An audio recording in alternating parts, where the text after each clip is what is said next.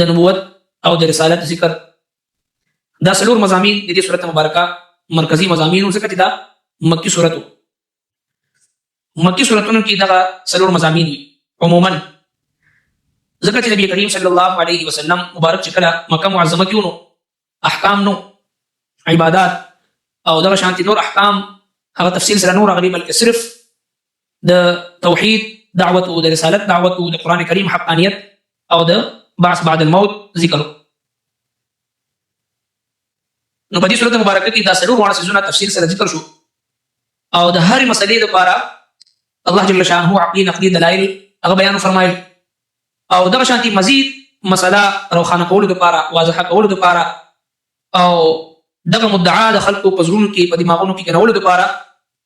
د انبیای کرامو واقعات چې هغه سه اجمال او سه تفصیل سره ذکر شو چې دغه منکرینو د قران ته او منکرینو د رسالت ته منکرینو د بعث بعد الموت ته خبره واضحه شي چې تاسو نن دا انکار کوئ د قران کریم نه د الله د پیغمبر نه د الله د توحید نه او په شرک مبتلا یې تاسو سره قوم نه او نه سره داسې خلک بلکې تاسو مخکې داسې ډېر خلک تیر شوي دي. لږ دا غوي په انجام باندې غور او فکر وکړئ چې چا تاسو نه مخکې انکار کړی دی تکذیب کړی دی د وخت د پیغمبر سره دښمنی کړی ده دا غي انجام سو. نو بیا مثال په تور باندې الله تبارک وتعالى د حضرت موسی علیه السلام هارون علیه السلام واقعا ذکر فرمایل د حضرت یونس علیه السلام د قوم واقعا مثال په تور باندې الله جل شانه ذکر فرمایل چې د دوی په واقعات باندې نظر وساتئ چې کوم کس د الله د دین په دښمنۍ مخه ترغلي هغه الله جل شانه هلاک کړی دی نو لہذا اوس په اخر کې بیا الله رب العالمین ټول انسانانو ته دوباره خطاب فرمایي چې خلکو تاسو ته راغلي د حق تاسو د رب طرف نه او چې چا چې هدایت اختیار کړو نو د خپل ځان لپاره هدایت بیا موند او چا چې گمراهي اختیار کړه د ضلالت او د گمراهي وبال به په دو باندې وي او زه یعنی پیغمبر اسلام والسلام په تاسو باندې صدقه نگهبان نه دي چې خامخا ته په زور چې دوی هدایت طرف ته راکاږي بلکې فإنما عليك البلاغ وعلينا الحساب ستا په ذمہ باندې دوی تخکر رسول دي تبلیغ کول دي حساب کتاب د الله تبارک وتعالى سره. او بیا الله تبارک وتعالى په دې آخري آیت مبارکه کې یو ډېر اهم حکم د اسلام چې هغه ته صبر ویل شي هغه ذکر فرمایي چې کوم څه وحي تاسو ته کیږي داغي د وحي الهي تابعداري کوي او د صبر نه کار واخلي تر دې پورې چې الله جل شانه فیصله راشي او الله جل شانه د ټول نه فیصله کوونکی ذات دی. قلت ورتو يا ايها الناس اي خلقوا قد جاءكم الحق يقينا رغلت تاسو ته حق من ربكم د طرف درب تاسو فمن اهتدى فسوچ نغلار تراشي فانما يهتدي لنفسه نو بشک هغه سمدار قرار د خپل ځان لپاره ومن ضل او سوچ بلاری شو فانما يضل عليها نو بشک وورد تاوان کی بشک وورد تاوان پد باندې ومن ضل او سوچ بلاری شو فانما يضل عليها نو بشک وورد تاوان پد وما انا انزع عليكم پتا سو باندې وکیل نگهبان واتبع پیروي ما ده سيوحى اليك جو وحي کول شتاتا واصبر او صبر کوا حتى يحكم الله تردي چې فیصله وکړي الله جل شانه وهو خير الحاكمين او الله جل شانه د ټولنا فیصله کوونکی دی. قل يا ايها الناس قد جاءكم الحق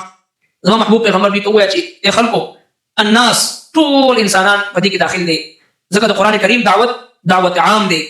خاص قوم قبيله علاقې زماني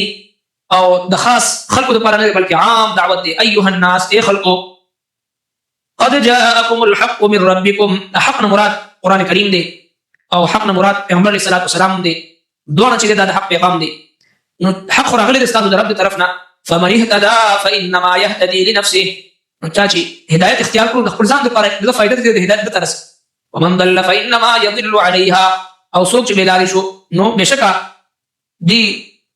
د گمراهي وبال په باندې دی خپل ځان توانی کو نقصان کې پریوت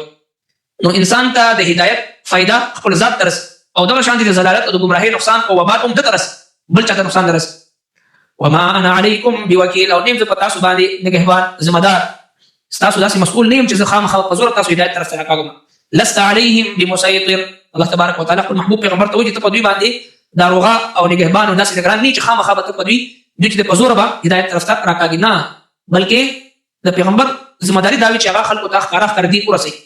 او بیا منل نه منل د خلکو په اختیار باندې الله تبارک وتعالى ورته فالهمها فجورها وتقواها دا نفس انسان الله جل شانه دا نفس پیدا کړی دی نو هدایت لاره مرته خو دلې او د گمراهی لاره مرته خو دلې قد افلح من زکاها کامیاب شو هغه کس چې خپل د نفس د خباثتونو نه او د ګناهونو نه پاک وساتلو. او که چا خپل دا نفس دی وقد خاب من دساها، خپل دا نفس دی ناپاک کی د ګناهونو سره، د ګناهونو په ذریعہ باندې دا ناپاک او نجس کی، نو وقد خاب من دساها دي ناکام شو، نامراد شو. نو لہذا الله تبارک وتعالى دا نفس پیدا کړی دی، انبیاء کرام را لګل دي د پاره دي چې هغه ويعلمهم الكتاب والحکمه ويزكيهم، د خلکو ته د کتاب علم وخی او دوی لپاره پاک. نو څومره انسان چې د قران کریم تلاوت کوي، د قران کریم په احکام باندې ځان پوهیږي، د قران کریم په احکام باندې عمل کوي، هغه مدد باطن او زړه چې هغه پاکي لګیږي.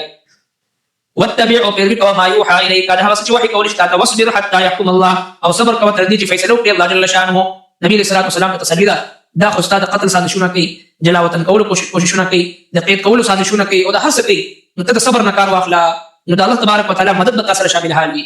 دا مدد د الله جل شانه چې حاصلېږي په دوه سيزونو باندې حاصلېږي. واستعينوا بالصبر والصلاه ان الله مع الصابرين، دا الله مدد حاصل کوي په منځ سره او په صبر سره. نو دا صبر داسې یو ډېر بهترین عمل دی چې چاته دې په دې باندې عمل کولو توفیق ملو شو، په صبر باندې، په مصیبت باندې صبر کول، په نیکو اعمالو باندې صبر کول، او دغه شان دي ګناهونو نه خپل نفس صبر اول. صبر د درې قسمونه دي، یعنی په مصیبت باندې صبر کول، په بیماری باندې، په غم باندې، په مصیبت باندې صبر کول، او په نیکو اعمالو باندې خپل نفس صبر اول، او دغه شان دي خپل نفس د ګناهونو نه صبر اول. د درې قسمه دي، صبر علی الطاعات، صبر علی المعصیه، صبر علی المصیبه، د درې قسمونه دي. د درې ونه صبر چې کله انسان کې راشي، نو ان الله مع الصابرین، الله رب کائنات وي صبر کوونکو سره ما، د الله رب العالمین مدد او نصرت هغه صبر کوونکو خلکو سره شامل حال.